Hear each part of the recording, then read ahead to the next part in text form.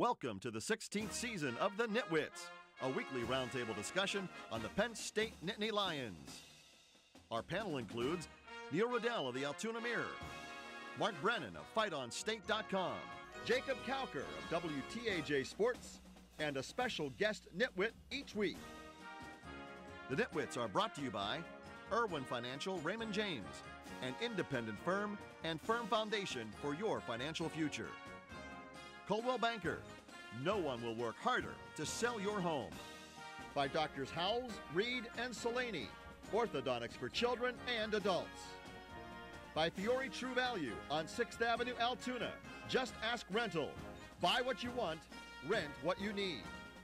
By Monarch Cleaners, for all your cleaning needs. By Your Rehab Choice, Health South Altoona. Ask for us by name. By Courtesy Motors of Altoona, where courtesy means a great deal. By the Allegro, where fine cuisine is a way of life. By the Altoona Professional Hearing Aid Center, your hearing aid healthcare professional. By EasyToUse.com, your Yellow Pages connection in print and online. By FightOnState.com, as close as you get to Penn State football without putting on a helmet. And by the Altoona Mirror, featuring Penn State Game Day every Friday. Hello again, time to talk about another Penn State loss. This one a 20-19 stunner against Maryland. I'm Jacob Cowker alongside Neil Riddell, Mark Brennan, and Mike Irwin. Mike, always good to have you back. Thank you. It's always good to be back. Well, this time again we're talking about a loss, and the last time the Terps beat Penn State was 1961. We just addressed that none of us were on the beat or even playing for the team back then. Mike's junior year of high school. Yes, of high school. Yes, good point. A lot of what-ifs surrounding this one when you have a one-point loss, right now? Yeah, I mean, Penn State had, you look at what this defense did, and I realized they kind of cracked a little bit at the end, and they allowed the punt return. The special teams allowed the punt return that gave Maryland a real chance to win the game. But the defense allows one out of 14 third down conversions and forces 11 punts. I mean, you should win that game. And Ficken makes three great field goals. It was just a lost opportunity. Puts a whole lot of storylines there Saturday. Just an unfortunate loss. Yeah, I wrote that, Joe always used to say you got to give the other guy credit, and I don't really see that here. I didn't think Maryland was very good at all. And that's not trying to rip Maryland, but Penn State's defense played well enough to win this game. Neil, you mentioned the stats. Maryland's average scoring drive was 33 yards. If you can't win that game, there's absolutely something wrong. The offense, again, struggles, which is sort of understandable given the reshuffled offensive line. But the special teams, especially that punting game, how they've not been able to figure something out after 2 bye weeks this far in the season is kind of mind-blowing. I think Maryland had a lot more to play for. I mean, they only won one time out of the last 37 meetings, and I know Penn State coming off of a Ohio State game, a real intense situation. The intensity factor, I think, was a big key in this game because I think Maryland played pretty well defensively. I mean, maybe it was our poor offense, but I think Maryland did step up and play pretty well defensively. I don't think either offense played very well, and it's very, as most of the interviews you heard after the game, frustrating, very frustrating effort on the part of Penn State. Yeah, you talk about Maryland playing with more intensity. This kind of goes back to that whole when Penn State played at Rutgers. It's a rivalry for them. Much more so for Rutgers, for Maryland now that they're in the Big Ten, and you saw that right out of the bat with the way they kind of came into that stadium. This is a big thing for Maryland to be in the Big Ten, and I think it's really good for Penn State, but they're going to get some competition from Maryland now. Maryland has something to sell these kids now that they've won a game and they can play in their own state and play in Maryland. So probably open up the roadway for some more recruits coming into Maryland. Well, I agree, Mike. You give Maryland some credit, but when you look, Penn State's penalized 8 times, and they fumbled 3 times, and Hackenberg really played, I think, maybe the worst game that he's played there, and yet Penn State still almost won. So what's that tell you about Maryland that Penn State played as bad as it did and still could have won? Could have won. Well, and when you talk about, Mike, Maryland playing well defensively, this is a team that gave up 52 points to Wisconsin, 52 points to Ohio State, 30 plus in a win, albeit in a win against Iowa. That's a bad defense. I mean, so I find it hard to say, yeah, they played well defensively. I just thought Penn State was terrible defensively. Offensively. Or offensively, I'm sorry. Yeah, defensively, when you give up, what was it, 196 total yards, you should win that game. You really, if you give up 196 yards, your offense and special teams, if they just don't screw up, you're probably going to win. And unfortunately, they keep screwing up. Well, I agree that Penn State's offense is bad. I mean, if you look at comparing the numbers, I mean, we gave up 196 yards, they gave up 215 yards. So it wasn't exactly an offensive struggle out there. I mean, both defenses played, maybe both offenses are bad. You know, you're relying on a true freshman back there. You know, at times he looks like he has potential to kick returner, yeah. But this is a ball security issue. It's not like he was just laid out and dropped the ball. It was really a ball that he should have just gone to the ground and held. See, to me, that's the sort of mistake you ought to be able to overcome. I know it was a special teams mistake, and I'm going to go back to the whole punting thing. And I don't know what you do, but you have however many guys on that team. There must be somebody at that university of 40,000 students, a soccer player, somebody who could do better. And the thing that really gets to me is they had 2 bye weeks in there. And really, you know, all they do is they switch to Pasquarello. You know, it just seems as if there was something else they could have done. I don't know what it is, but the punting to me is what's really been their Achilles heel. I don't think they've ever taken the punting that seriously. And, you know, a lot of times they're not recruiting punters. Wait a minute, this staff maybe not, but you've had some great punters down there. Well, I'm not saying, but I'm saying, you look at Sam Fickett, he's been working with Robbie Gould all along and improved his kicking game. I think they've got to get a punter working with these punters. Get a guy, recruit somebody in there that can help teach these kids how to punt. I don't think there's somebody on, or maybe there's somebody there to teach them, but they're not doing the job that they have to do. Well, at least those bars are still in State College. I mean, you have a lot of great athletes on this football team. Probably a half a dozen of them were their high school punters. Somebody has to be able to do something. And I get, again, the thing that kind of bugs you is that it doesn't seem as if they really tried anything. They haven't tried rugby-style kicking. You know, there's got to be something there. I don't know what it is. I'm not a coach, but if it keeps up like this, they could well lose the rest of their games. If their punting improves slightly, they have a chance to win every game, I think, except Michigan State. Well, that's the margin for error that you're dealing with, you know. And Zettel, for as great as he's been, if he keeps running with that fumble, deep in the territory. I thought you were going to say if he punts. Well, he should punt. But I mean, the margin for error is just non-existent. All right, now that we've got our Zettel should punt reference out of the way, we have to move on. When we return, we'll go around the horn as Penn State's offense again spinning its wheels. Figure out what the prescription is for how to fix it this week, at least, when we come back. The NitWits are brought to you by Irwin Financial Raymond James, an independent firm and firm foundation for your financial future. Coldwell Banker, no one will work harder to sell your home.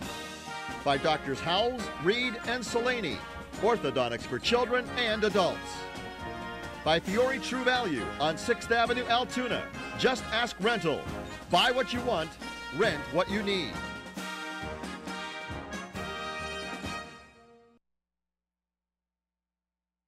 Now back to the NitWits.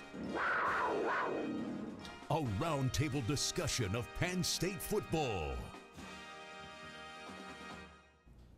Well, Nittany Lion fans, they are still scratching their heads with this offense. Penn State tallies just 219 total yards, 41 rush yards against a Maryland team that gave up more than 200 a game. Hackenberg, not good either, 18 of 42. Is there a fix for these struggles? Well, I mean, he in the fourth quarter played a little better. He had a beautiful ball to Lewis. Yeah. The one thing, he's not getting a lot of help with the play calling in the operation. I mean, really, you have to make one first down and the game is over. And they ran the ball to Lynch 3 straight times, including on 3rd and 6. Now, if Joe's staff did that, we would be all over them. Galen, Jay, we're taking names. I mean, I think that, I know it's the first year, but there had to be a safe roll pass to Jesse James at least to try it, to see if they could make the first down. Yeah, and Franklin says they were going by, the book, so to speak. And you mentioned during the break, I mean, the book doesn't take into account the sanctions, your best offensive lineman being out, all these different things. The other thing that I'd like to chime in on is Am I alone, or does Hackenberg look like he's carrying the weight of the world on his shoulders?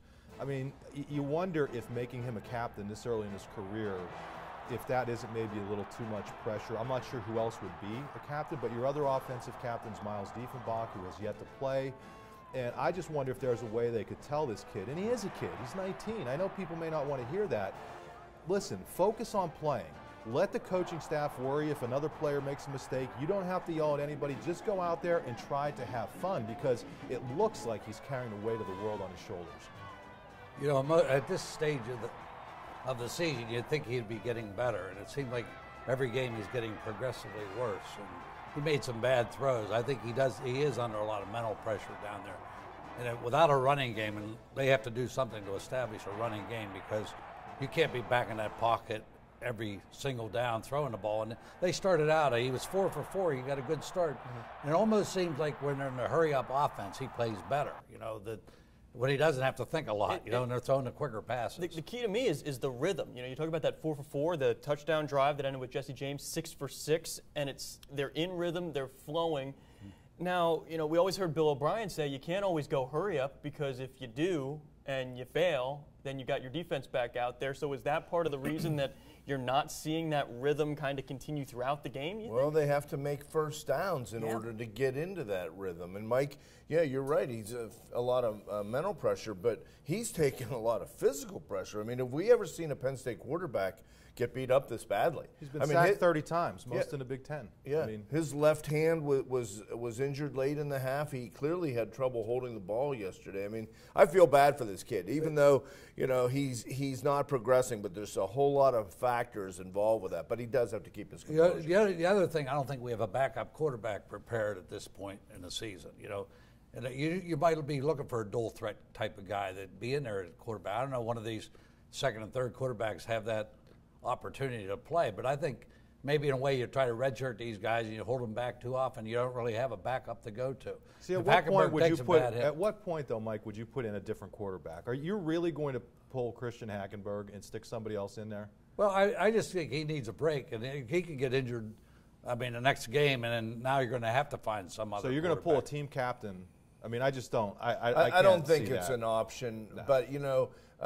And they're sort of doing that with this Wildcat that I don't like that either when you're down in the red zone 3 straight times. Did you see the one time Maryland took a pretty good shot at Hackenberg on the edge? I mean, that's going to get him injured too. Yeah, I wonder if the answer isn't just more quick stuff. You know, you mentioned do hurry up when you could do it, more slants, more quick outs, even if teams kind of have these things diagnosed. And Mike, outside of the end of the game situation where I think they needed to be more creative, I'm with you. I think they have to try to establish the run, even if it fails, because you're not turning the ball over. Now, the flaw in that is what? You don't have a punter. No, but I guess maybe you have to hope that the punter comes through. And at this point, that's what you're doing. You're kind of grasping at straws, hoping something works right for you one of these weeks. Yeah, I'm not sure the Wildcat might be a little bit of the answer. I mean, Belton was a former quarterback who can throw the ball. I mean, you got some quick hitters out of that Wildcat. He's 0 for 2 in the red zone. But, I mean, everything's so slow to set up on offense. I mean, those running backs, here you got a guy like Lynch who's very fast that could probably get in that hole and get into the secondary, but it takes him 5 minutes or 5 seconds to get out of the backfield. I don't think that's fair. I think he has hit what little holes have been there. I mean, you're talking about a guy who's still averaging close to 5 yards a carry. But they could have a Belton and a Lynch backer at the same time, sort of like the Ohio State quarterback who's running the ball and, you know, handing it off and running the ball or picking the holes. I like something Lynch, quicker. But look at the replays. I mean, he's not blocking. He's not picking up people. He almost got Hackenberg killed it against Ohio State. Well, you want to make Lynch a blocker. block Bosa? He's a runner. He's a runner. We got it all figured out. All right, okay. You're the one who you challenged us to get this figured out, and now we've confused it even more. Off the rails Lynch at this should point. have torn Bosa's helmet off. Okay, well, who knows if we have a fix? We spent all this time, and we still don't have a fix. But coming out of this Maryland game, there were some positives. You know, there are going to be when you're only losing by 1. We'll take a look at maybe some silver linings outside of the offense that you can possibly build on moving forward.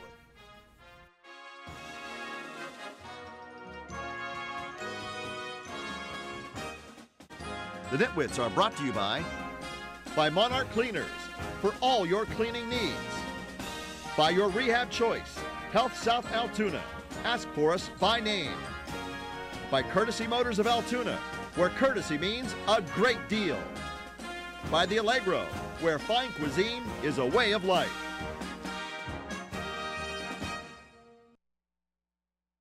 Hey, I'm Penn State wide receiver Derek Moy, and you're watching the NitWits. Ex-Penn State wide receiver, ex-Steeler now as well. When you're looking at silver lining from this Maryland game, the phrase of the day yesterday for Penn State's defense was bowing up. I don't know how many times we heard that in the post game. Can they bow up anymore? I mean, can they get better and somehow just erase all the deficiencies that we've seen in other areas? Well, I mean, they just, every opportunity they have, and it's probably unfair, really. I mean, it's like late in the game, they finally crack. But as I alluded to earlier, the Zettel play, I think they're doing a great job with their mix of blitzes. They just can't make, they had probably 45 yards in unsportsmanlike or personal foul penalties. You can't have that. I'm not sure how much better they realistically can play them. And when you say they cracked, I mean, that was like a 15-yard drive, right? I mean, that's cracking for this defense. And I'm not calling you into question. I'm just saying that's the limited margin for error that they have. I guess I meant the one screen late that they burst to put them in field goal range. I get that, but you should be able to give up a 15-yard drive and not have it be the game changer. I'm not sure how much better they can play. I mean, you have a guy like Marcus Allen coming in and making 11 tackles. I know he had the unsportsmanlike, but, I don't think that was a game changer by any means. I think you have guys playing well all over the field defensively. Deion Barnes, I mean, this guy's had a resurrection. The linebackers are all playing well. And after the game, Jake, you're there, Neil, you're there. I feel bad for these guys because they're all saying, we should be playing better. And it's like they shouldn't be playing. You would love to see them play a little better, but they are playing more than well enough for this team to be winning. But even at the end of the game on the 3rd and 6 call that you alluded to, they were going to put that defense back in position to, hold them with about maybe a short field, 40 or 50 yards to go, regardless if they make that first. They haven't made a 3rd and 6 running play all day long, maybe 1 for 9 yards or something. Now, that's dumb. I mean, and Maryland still had a couple timeouts, so they're going to get that opportunity to get that ball back unless we get a first down there. If we get the first down, then I think it's history and we win that game. But and that's where you would think it would be good if sometimes the offense could actually help the defense a little bit, and that's a perfect example along with the special teams. They get a first down there. And that's why that whole play calling thing has us scratching our head a little bit, because they knew their punting issues. So you're going to just plow it into the line 3 times and then punt it away, and I think put your defense in a tough spot. Yeah, they've got this defense going. They've got Sam Ficken going. It's almost like, you hear about the 3 phases of the game. They've got 1.5. It's just that other 1.5 phases of the game. I thought their coverage teams have been really good, except for that last punt return where they gave another 15. And these are just 15-yard chunks that was all Maryland needed. That's what you can't. That's the difficult point. You have a freshman who fumbles. I mean, that should not be a game changer. A 15-yard punt return should not be a game changer. A 15-yard, 12-yard drive should not be a game changer. Well, let's look at that kickoff return team. If I'm not mistaken, the last kickoff return we stick in, it was either Lewis or Lucas. Lucas. Was it Lucas? Yeah, Lucas. And here's Grant Haley that fumbled one. He has run one back this year, and it looks like he's down real easily. I mean, I don't think anybody. He's even lost his balance going forward without being hit at times. Yeah. I'm thinking they ought to maybe look at replacing some of these people. When do you anoint these guys as permanent returners, or you try to find somebody else who can run the ball? Well, they back? initially wanted to use Lynch back there at the beginning of the season, but now you're of course playing him, and you talk about things. They wasted time. They could have used a timeout that wouldn't have rushed their offense at the end as much. They let 40 seconds go off. So, hey, it's a first year. There's a big transition going on here. We're looking at the positives. The fact that they're even in a lot of these games is fairly remarkable. I mean, when you look at where they are. And that's when you look at the positives, and I've said this over and over again, when the sanctions hit a couple years ago, if you would have told every Penn State fan that at this point of this season they would be 4-4, everybody would have raised their hand and say, yes, I would take that. But with playing well early in the season come expectations. And I would add to that, when there stop being expectations, when the fans stop caring, stop expecting wins, that's when the program's in real trouble. Absolutely. I mean, it's just, you know, when you get 100,000 people together, they're wanting a little bit more entertainment than the band. Mm-hmm. Well, are they still expecting wins? Are we still expecting wins? You know, you start the season 4-0 and then you lose 0-4. Right. I think we got a shot at winning the next 3 games. I mean, legitimate shot. We'll probably be favored in all 3 games, I think. But maybe not against Michigan State in the last game of the year. But I would say the next 3 will probably be favored. At least we should be. All right. Well, is that a clue as to Mike's pick for this Indiana game? We'll have all of our predictions weighing in as we move on to Indiana when we come back. The NitWits are brought to you by the Altoona Professional Hearing Aid Center, your hearing aid healthcare professional. By EasyToUse.com, your Yellow Pages connection in print and online. By FightOnState.com, as close as you get to Penn State football without putting on a helmet. And by the Altoona Mirror, featuring Penn State game day every Friday.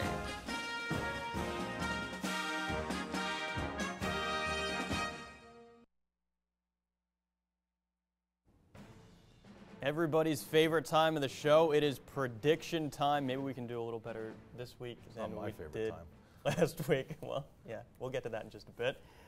I've got Penn State on the road. They need a win. I have them getting a win. I don't think it's pretty. I'm going to go 15-6, Penn State. Wow. Oh, man, how long do you stay up for that one? Hey, you're tough to compete with, Jake. You know, this, I still believe in this defense, and Indiana's had a lot of problems, particularly at quarterback. Plus, Indiana beat them last year. They may be looking past Penn State. I'm banking on that as well. I'm going to say Penn State 23, a few more field goals, Indiana 20. Wow. You know, I used to be here before you guys had deflated balls. I didn't even know there was such a thing as a deflated ball.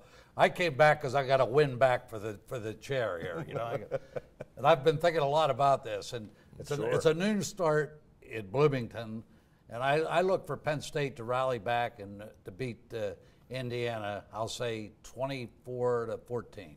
24-14. Wow, I will go 27-10. Desperate times call for desperate measures. I'm throwing a Hail Mary trying to get back and do it. So I think Penn State, the offense plays well against another struggling defense, and I think the Penn State defense plays well. So I'll go 27-10. Well, here's why you're throwing the Hail Mary as we take a look at our Nitwit of the Year standings. Mark. Thanks. At 0. Neil and our chair, they're hanging at 1. The deflated ball is making a run. The door is open. The door is open to the deflated ball to win this championship. You know, I had built that lead, and now no winner is going to win by the end of the year if we keep getting. If that doesn't motivate the team, I don't know what will. All right. Well, there are our predictions. We'll see you next time here on the NitWits.